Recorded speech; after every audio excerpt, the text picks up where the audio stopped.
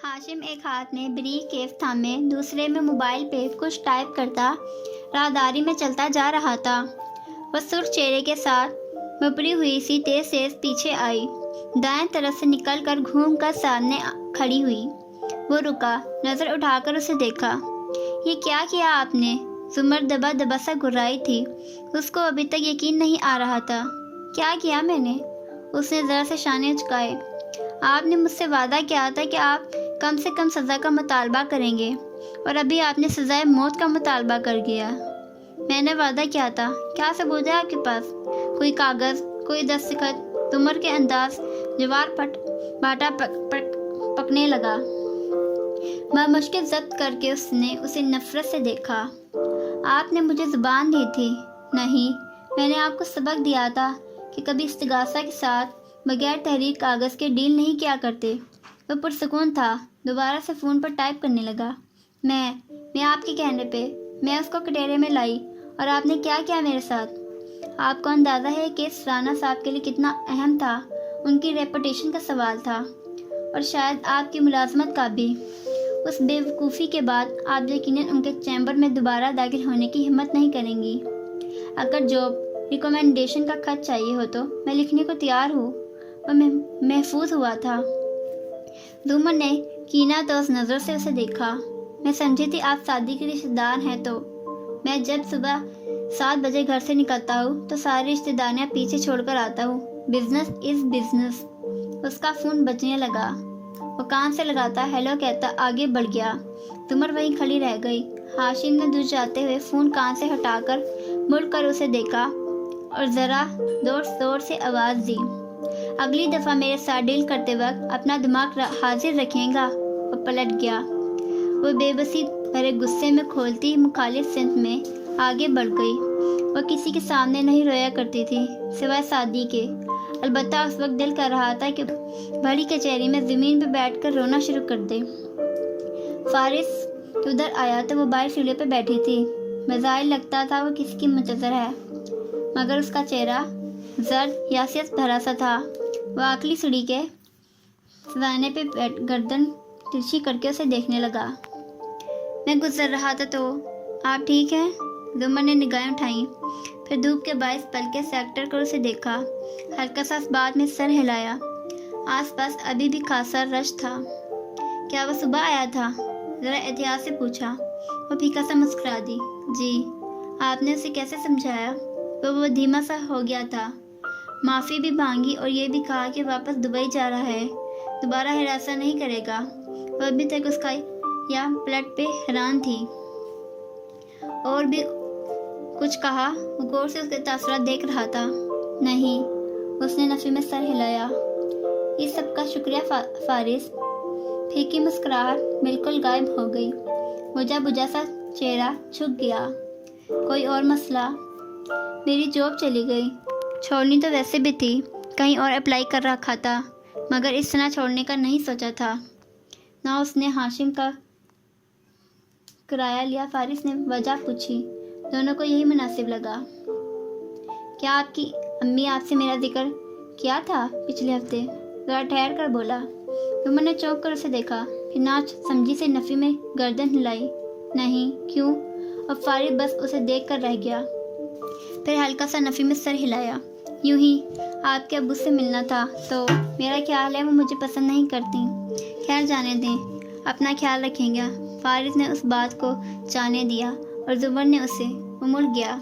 जेबों में हाथ डाले, सर झुकाए दूर होता गया। वो नीचे सर झुकाए खाली नजर से उसे अपने सामने देख रही थी। एक निगाह बर्फीली, एक बोल पत्थर सा। आदमी नहीं मरता सिर्फ खून बहने से। खाने की मेज़ पर रोटी का डिब्बा, डोंगे, सलाद सब हंसमे मुंह सजा था और वो लुकमा तोड़ते हुए कह रही थी। मैं यकीन नहीं कर सकती अब्बा कि सादिक जिस आदमी की इतनी तारीफ़ें करता था वो इतनी छोटी हरकत कर सकता है। लुकमा चबाकर गिलास लबों से लगाया था, फिर बारी बारी दोनों को देखा। मैंने सादिक को भी फ़ोन करके कह दिया, दोबारा अपने हाशिम भाई का जिक्र भी मत करना मेरे सामने।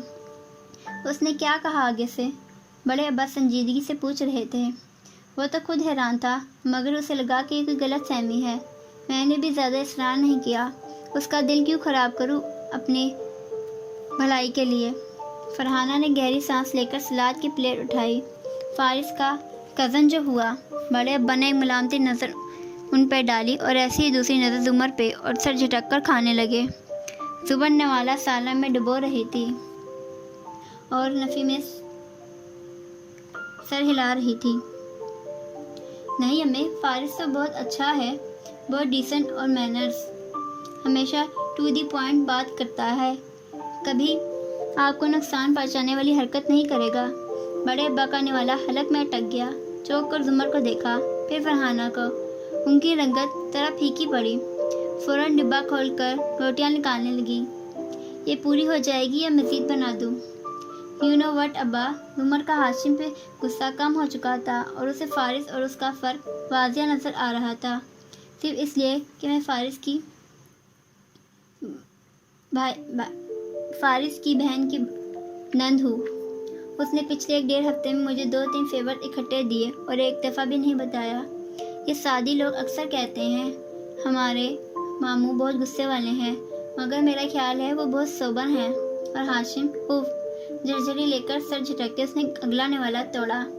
بڑے ابا کا کھانا حرام ہو چکا تھا، وہ نیپکن سے ہاتھ رگڑ کر صاف کرنے لگے۔ زمر نے کھانا ختم کیا اور پلیٹیں اکٹھی کر کے کچن میں لے گئی۔ فرحانہ بھی ساتھ ہی آ گئی۔ اس نے فریج کھولا تو مٹھائی کا ٹوکرا اندر رکھا تھا۔ یہ کہاں سے آیا امی؟ اس نے ہاتھ بڑھا کر گلاب جامن اٹھایا، منہ سے توڑا۔ حماد کے گھر سے، وہ لوگ آج آئے تھے، ہم نے ان کو ہاں کر دی ہے، بتایا تھا نا؟ وہ سالن ڈبوں میں ڈالتی فریج میں رکھ رہی تھی۔ اچھی ہے۔ گلاب جامن اندر تک گھل گئی۔ وہ ہاتھ منہ دھو کر ذرا سی مسکراہٹ کے ساتھ اپنے کمرے کی طرف چلی گئی۔ فرحانہ باقی برتن اٹھائے واپس آئیں تو بڑے ابا ہنوز سربراہی کرسی پہ بیٹھے تھے۔ نظر اٹھا کر دیکھا، افسوس، ملامت، اور وہ بہت ہرٹ ہوئے تھے۔ آپ نے زمر سے نہیں پوچھا تھا، وہ آہستہ سے بولے۔ پوچھ بھی لیتی اور وہ مان بھی جاتی، تب بھی میں ندرت کے بھائی کو اپنی بیٹی کا رشتہ نہ دیتی یوسف صاحب، کبھی بھی نہیں۔ ندرت چاہتی کہ میں جھک کر رہوں تو ایسا نہیں ہوگا، تیز لہجے میں کہتی، برتن اٹھا کر پٹک کرنے لگیں۔ آپ نے زمر سے نہیں پوچھا تھا۔ وہ کرسی دھکیل کر اٹھ کھڑے ہوئے۔ فرحانہ نے فکر مندی سے انہیں جاتے دیکھا، اور وہ ان کی طرف نہیں گئے تھے، اپنے کمرے میں گئے تھے۔ ان کو ایک گونا اطمینان ہوا۔ شکریہ، معلوم تو ختم ہوا، جیسے بھی صحیح۔ رو پڑا ہوں تو کوئی بات ہی ایسی ہوگی، میں کہ واقف تھا تیرے ہجر کے آداب سے بھی۔ فارس نے لانچ میں قدم رکھا۔ دوپہر کا اندھیرا چھایا تھا، پنکھا بند، صوفے پہ اکڑو بیٹھی ہنیں جو ناراضگی سے کھلا میں گھور رہی تھی۔ اس نے ادھر ادھر دیکھا۔ گرمی میں کیوں بیٹھی ہو؟ احتیاط سے پکارتا قریب آیا۔ گردن ٹیڑھی کر کے اس کے تاثرات دیکھے۔ اس نے خفگی سے آنکھیں اٹھائیں۔ بجلی نہیں ہے، 1 سے 2 جاتی ہے، پھر شام کو 4 سے 5 جائے گی۔ فارس ہنس پڑا۔ پاکستان کا کوئی دماغ ایسا نہیں ہے جس میں بجلی کی آمد و رفت کا حساب نہ ہو۔ انہیں نہیں ہنسی، اسی طرح سامنے دیکھتی رہی۔ وہ مقابل صوفے پہ بیٹھا اور سنجیدگی سے اسے دیکھا۔ کیا ہوا ہے؟ ابھی پھپھو آئی تھی ٹیلر سے، امی کچھ کپڑے پک کیے تھے، وہی دینے۔ میں نے بھی آج ان کو کوئی موڈ نہیں دیا۔ سوچتی ہوں گی کہ یہ ناراض ہے۔ ان کی مسکراہٹ بھی سمٹ گئی، شاید حیران تھی۔ وٹ ایور، وہ حیران نہیں تھی، بس ذرا پھیکی پڑ گئی تھی۔ آج بھول کر جانے والی چابیاں انہیں ہاتھ لائی، مسکرائی بھی، مگر پچھلے دنوں کی طرح بے تکلف والا شگاف پھر سے بڑھ چکا تھا، فاصلہ پھر سے آ گیا تھا۔ اور تم نے کیوں کیا ایسا؟ آپ کو نہیں معلوم، انہوں نے ماموں کے رشتے سے انکار کر دیا۔ تو حنین نے تعجب سے دیکھا۔ آپ کو افسوس نہیں ہوا؟ میرے افسوس سے کیا ہوتا ہے؟ یہ ہر انسان کا حق ہے، انہوں نے کچھ سوچ کر فیصلہ کیا ہوگا۔ آپ جو بھی کہیں، میں ان سے بالکل بھی بات اب محبت نہیں کرتی، نہ کبھی کروں گی۔ وہ بے بسی بھرے تیز سے وارث کو دیکھ کر بولی۔ وہ لبوں پہ مٹھی رکھے خاموشی سے سنتا گیا۔ مجھے ابو سے بھی محبت نہیں ہے، وہ ہمیں اس وقت چھوڑ کر چلے گئے جب ہمیں ان کی ضرورت تھی۔ ان کو چاہیے تھا وہ سڑک پہ احتیاط سے چلیں، ان کو ہمارا سوچنا چاہیے تھا۔ وہ سر جھکا کر کہہ رہی تھی اور اس کی آواز میں نمی تھی۔ میں پھپھو کو جب بھی دیکھتی تھی تو مجھے ان میں ابو نظر آتے تھے۔ مجھے لگتا تھا ہم کبھی دوست نہیں بن سکتے، میں اور پھپھو، کبھی بھی نہیں۔ اگر ہم قریب آئے تو وہ مجھ سے چھین جائیں گی۔ مگر پچھلے کچھ دنوں میں مجھے لگنے لگا کہ ایسا نہیں ہوگا، پھر ایسا ہی ہوا۔ اب میرا کوئی بھی فرینڈ نہیں ہے، میں کبھی دوبارہ ان کے پاس نہیں جاؤں گی کوئی مسئلہ لے کر۔ سر جھکائے اس کے آنسو ٹپ ٹپ کر بہہ رہے تھے۔ فارس کے رشتے کو انکار کرنے کا یہ مطلب نہیں ہے کہ وہ تم سے کم محبت کرنے لگی ہے۔ آپ جو بھی کہیں، ہم کبھی دوست نہیں بن سکتے۔ اچھا، کہیں باہر چل کر کھاتے ہیں؟ وہ چابی اٹھاتا اٹھ کھڑا ہوا۔ مجھے نہیں کھانا کچھ۔